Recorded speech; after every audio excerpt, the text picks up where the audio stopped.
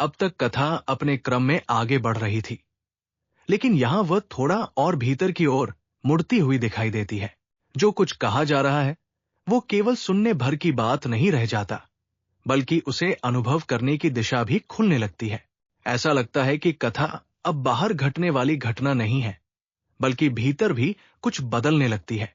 इस भाग में शब्दों के बीच जो खाली स्थान है वो अधिक स्पष्ट महसूस होता है।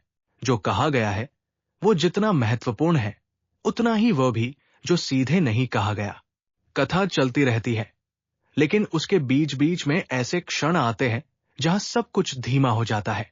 ये धीमापन किसी रुकावट का नहीं, बल्कि समझ के लिए एक जगह देने का संकेत लगता है। यदि पिछले भागों को साथ देखा जाए तो यह स्पष्ट होता है कि यह अनुभव अचानक नहीं आता। पहले कथा थी, फिर उसमें भाव जुड़ा, फिर वो गहराई में गई, और अब वही कथा अनुभव के रूप में सामने आती है। जहां से यह विस्तार शुरू हुआ था वही दिशा यहां भी बनी रहती है। और यदि शुरुआत की ओर देखा जाए तो यह समझ आता है कि जो प्रारंभ में केवल एक संकेत था वही अब अनुभव बनकर उभर रहा है। यहां कोई जल्दबाजी नहीं है। कथा अपने आप खुलती है। जो समझ में आता है वो भी ठीक है, और जो नहीं आता वो भी अपने समय पर स्पष्ट हो सकता है।